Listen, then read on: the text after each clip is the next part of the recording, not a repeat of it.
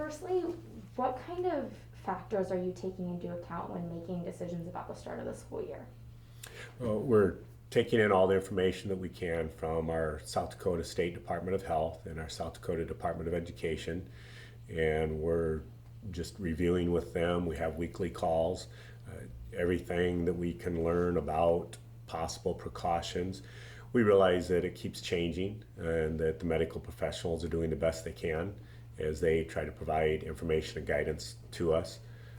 And so we're just taking all that in. We're looking at our transportation, our food service, just how we operate on a daily basis with kids in school, use of lockers, just a really long list, but just trying to be very comprehensive of what we look at. I know these decisions aren't just on you, they're on a huge team of people.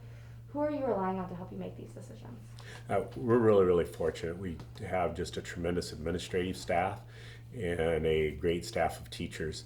And so all of us are taking in different pieces of information, bringing it together and discussing it.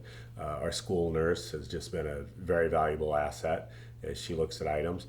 We continue to communicate with the school board. But then outside of school, probably one of the biggest things that's working in South Dakota, I think, is our network of fellow schools as we talk about, well, what are you looking at? What are you considering? What are you hearing? And so we've had multiple meetings with that, and that's been something that's helped. So this is going to be a very big question. What decisions have already been made? Well, actually, we haven't made any set decisions. You probably hear this over and over. Decisions are all flexible because we just don't know. And we don't know what it'll be like. We're going to start school August 13th as our intended plan. And we're planning to start school with students here. And we certainly hope health conditions at that time warrant that and allow that. And so we're planning as normal a start to the school year as possible. We are planning that there may be students who have to stay home. And so we're looking at how can we provide something to them. And so we're exploring those options also. I know with the Sioux City Community School District, they have the 3 different plans. Do you have a similar set of contingency plans for hybrid learning or completely online learning? Sure, we're developing those. They're not set in stone yet either. But yeah, so we have a plan for everyone here with a few isolated students possibly at home due to medical conditions. We're also planning for full remote with everyone at home, and a hybrid, a mixture of the two, that if we have to limit how many people are on campus, that what would that look like? And there's a lot of different models out there, and so we're looking at what would best fit our parents. We're going to have some surveys going out that will help guide us as to what their thoughts and feelings are on that. Absolutely. If students do get to be in person, which would be fantastic, what kind of changes will be made for the school year? I know people have mentioned the use of plexiglass. Has that been used and installed? Sure, it's not installed yet, but yep, we are looking at plexiglass to provide some barriers where possible. We're going to do all we can to distance students. We're looking at ways to try and limit student movement in terms of instead of them moving around classrooms, are there opportunities where teachers could come to those students? And so we're trying to keep the students as much as possible with their same groups. We're going to encourage students to bring their own water bottles and try and limit use of water fountains. We're looking at how they walk in the halls, one-way directions, just all kinds of stuff to try and limit student contact to what they have to have. We obviously can't have school and not have any contact, but so we're just looking for all the ways we can mitigate that contact. We're looking at increased sanitation, that will be disinfecting on a regular basis, and that some areas will be disinfected multiple times a day. And so we're looking at where we can do that and where we can try and help. We're looking at limiting visitor access, which is always hard. We love having people in our school. We're very fortunate to have great parental support and community support. But just, again, trying to focus on what can we do to keep school going as normal as possible during coronavirus. Huge hot button topic. Are masks going to be required or expected or used at all in the building? I think for sure they're going to be recommended. I can't tell you that they're going to be required at this time, and I can't tell you that they won't be required right now. We're still seeking guidance. There's been medical groups that have come out with information on that for some ages masks might be very impractical due to the age of the student, but we certainly believe we're going to be recommending masks. Absolutely. In the unfortunate case, if a student who has been in school and has been in contact with other students test positive, what kind of protocols are you looking at to keep the rest of everybody coming to school and safe? Sure. The South Dakota Department of Health has just last week said that if there are any cases in a district, that their team and the Department of Education would consult with any affected district, and that they would take and guide us through step by step as to exactly what we would need to do in that situation.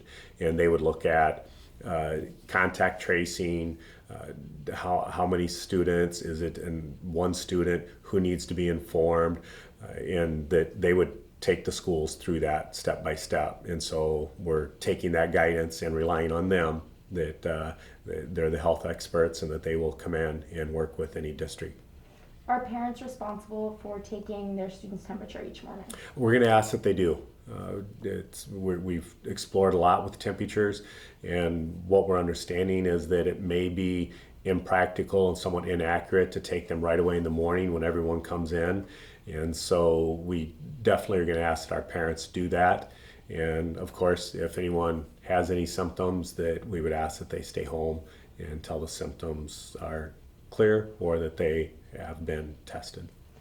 Is there a way that you're having teachers or administration kind of monitor those symptoms? If that's use of temperature scanners, use of thermometers in the classroom, kind of how are teachers and administration going to be monitoring symptoms? Sure. We're going to work with our staff to train them on what to look for with symptoms. They're good at that already, especially our younger students. Older students can self-report pretty easily, but we're very alert to when our students are not feeling well, and we've visited with our school nurse on some training that we'll do with our staff, and we certainly will have more thermometers and actively be looking. A few school districts around, especially in Iowa, have purchased temperature scanners that students kind of walk by, I think, when they come into the building. Is that something you guys have discussed? We're exploring it. We've heard mixed reactions on them, and that's not to disparage the companies or schools that are doing it. But right now, we haven't made a decision that we will or won't. And again, we've heard mixed reactions on the accuracy and the effectiveness of those. You guys start quite a bit earlier than some of the other districts. When can parents kind of expect more definitive plans? We are working with the information that we're getting from the Department of Health and South Dakota Department of Ed. We're putting together our plans. They're in draft form, and they'll still be flexible, but we have sent out a little bit of information to our parents about that we are planning to start in person August 13th, and we are putting together more information to share with them as we get the guidance. The challenge we've had is that the South Dakota Department of Health was actively working with our healthcare providers, and said that they really weren't able to move to schools until 2 weeks ago was when we had our first call with them. And so we're, again, working with them, taking that guidance in to put together our own documents. It's a very quick turnaround. Do you guys feel prepared with cleaning supplies, personal protective equipment? Do you guys feel prepared on the kind of the materials side? I think everyone's actually nervous at probably every school. And so I would like to say that we're absolutely prepared. I think we're preparing the best we can. We have made a lot of purchases of cleaning supplies, masks. We're working with the company on plexiglass. And so we're doing all the things that we can do. But I think just in the nation, there's a heightened sense of anxiety in some cases with coronavirus. And so we're doing all we can to mitigate that and try and help people feel comfortable. We've had a lot of parents ask what lunch will be looking like, because that's a big high contact zone with people not wearing masks. What kind of plans do you have in place for lunch? We're looking to space the students out, that we will change the seating, and we're fortunate in that we have very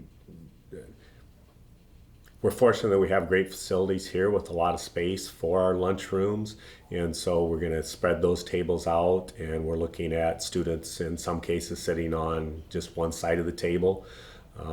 There's still a lot of things that are being discussed with school lunches, but we're certainly looking to modify, and items like we had a salad bar where students would serve themselves, and so we're looking at altering things like that. Have you guys altered the protocols and kind of guidelines on how many sick days a student can take, kind of what being sick or being out of school means? Sure. We've always worked with families when they have extended sickness and illnesses, and so we would certainly continue that. And I think we're all aware that there's a chance of more sickness with coronavirus. And so we'll do all we can to help families with that. There will not be any punitive action towards students who are dealing with this and sickness.